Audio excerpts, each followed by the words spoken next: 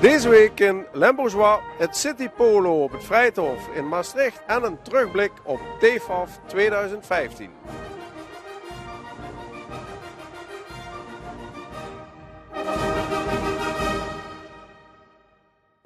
Gelijkertijd met TFAF nu alweer voor het derde jaar is er in het tweede weekend het City Polo op het Vrijthof in Maastricht. Ook chic en toch ook een beetje TFAF gevoel.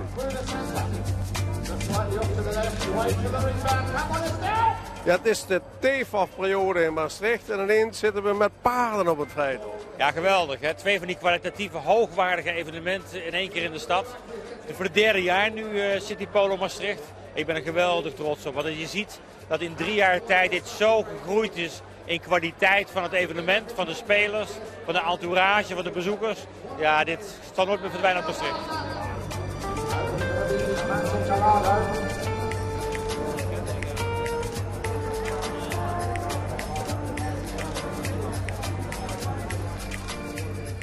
Nu is dit bewust gerelateerd en in dezelfde periode als TFAF. Ik neem aan dat u zich daar iets bij kunt voorstellen. Ja, dat is mooi.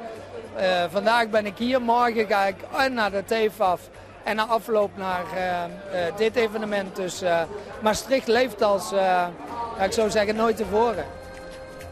We zijn natuurlijk trots op de TFAF, we hebben hele goede verbindingen met de TFAF. We organiseren als provincie ook talloze evenementen op de TFAF. We worden ook uitgenodigd bij allerlei side-events die daar plaatsvinden. Het is zo ontzettend world event wat voor Limburg, voor Nederland, voor de hele regio van groot belang is.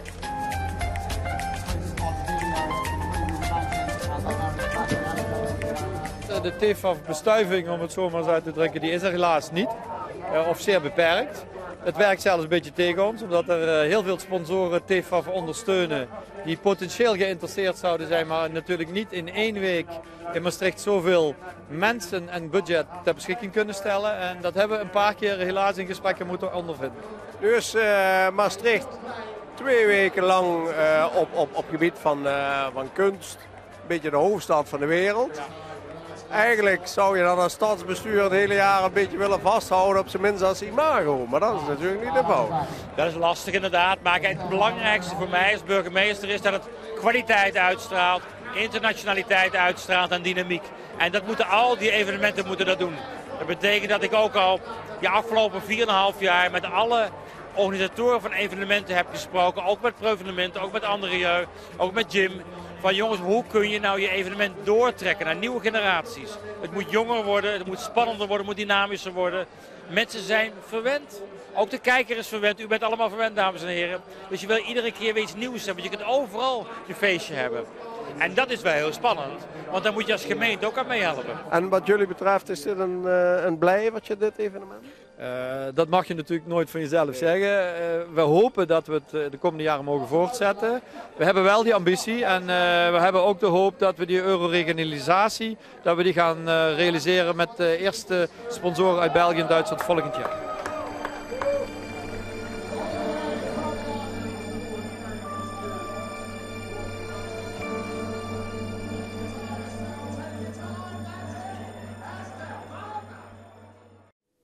Het belangrijkste voor TFAF is de verkoop, want daar komen de 275 handelaren voor naar Maastricht. De algemene conclusie is dat 2015 een goed jaar was, al geldt dat niet voor alle handelaren.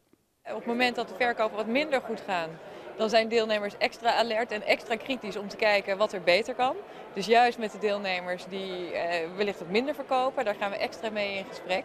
Om van hen ideeën en input te krijgen over hoe we het volgend jaar nog beter kunnen doen. Maar hoe is de algemene sfeer? Nou, de algemene sfeer dit jaar is gewoon heel erg goed. De meeste handelaren hebben en nieuwe mensen ontmoet en goed verkocht. En je merkt dat zo'n beurs, dat werkt nog door in de maanden daarna. Dus ook de ontmoetingen die hier nu plaatsgevonden hebben, dat kan ook weer leiden tot verkopen in de maanden na de beurs. Dus vooralsnog ziet het gewoon heel goed uit.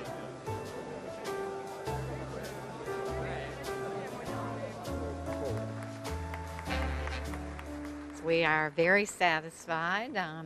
We had many people also, or especially for our big gospel book, but also for our rings and other things, so we're quite satisfied.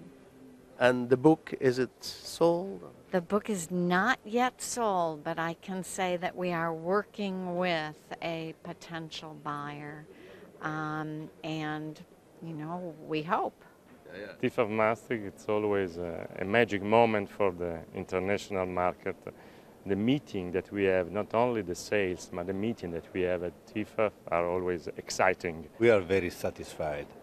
We had a lot of people coming in, very interested in the Italian art, which was our aim. We work hard to do that room with Fontana Works, so very happy. In general, it's been very good. We've sold things to dealers and to private collectors, both in this stand and one or two things that we had out in other stands. And of course, what will also be important is what goes on with Mr. and Mrs. Reserve, Mr. and Mrs. Pending. So we have several of those as well. So we're happy. We hebben heel veel bezoekers gehad, veel aandacht gehad en we hebben goede zaken gedaan. Ik had misschien niet in eerste instantie de meest makkelijke zaken bij me, maar toch dingen waarvan ik dacht die zijn relevant om te tonen. En sommige zaken hebben ook een bestemming gevonden. Zijn de kosten eruit? De kosten zijn eruit. Ich bin zufrieden, ich habe ein paar neue Kunden gewonnen, was ja auch der Sinn und Zweck ist, dass man, wenn man hier ist, dass man neue Kunden kennenlernt. Und es war sehr, sehr schön und viele gute Anbahnungen und ich bin zufrieden, doch, auf jeden Fall. So far we have done some sales, met some good new people.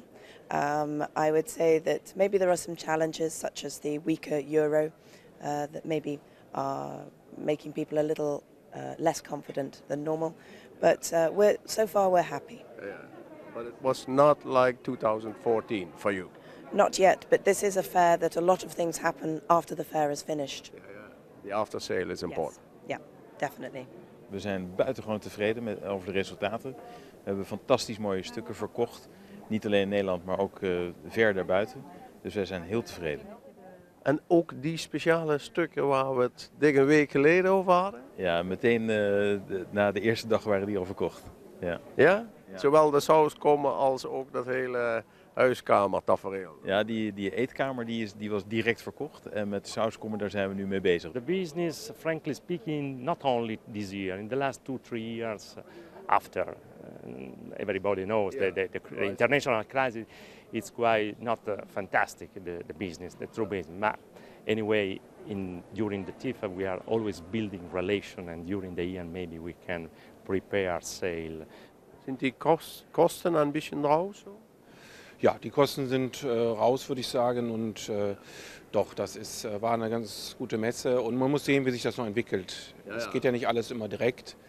Man kann noch Monate nachher noch verkaufen. Ja, ganz genau. Das kann sich auch noch bis zu 1-2 Jahren rauszögern. Aber meistens so in den nächsten paar Monaten entwickelt sich auch noch das eine oder andere. Genau. It's been very good. The Goya set, for example, which you looked at the beginning with me, we had 3 museums that wanted it. One Dutch museum, one English museum, one American museum, and so it's going to America. This Goya set. Dat ene werk van Warhol Knives, is dat dan, kun je zeggen, een van de topstukken? Want $3 miljoen, dat is in een hoge categorie. Ja, dat hangt natuurlijk wel af. Als je het alleen over prijs wil hebben, zeker is dat een hele hoge prijscategorie. Ik denk ook dat het een belangrijk werk is en een groot werk. Dus ook een werk waarbij je kan snappen dat daar een grote prijs aan zit. Wat voor iemand het belangrijkste werk is wat er verkocht is, dat is niet aan mij om te oordelen. Dat moeten mensen zelf komen uitzoeken. En de algemene kunstmarkt, dat vertaalt zich ook hier. Dat kun je dan zien dat er inderdaad een lift is zoals uit dat rapport al bleek? Ja, zeker. En je ziet ook dat de moderne en hedendaagse kunst heel populair is. Bijvoorbeeld Night Fishing heeft er heel veel aandacht gehad. Er zijn ook echt grote, belangrijke stukken verkocht vanuit de tentoonstelling.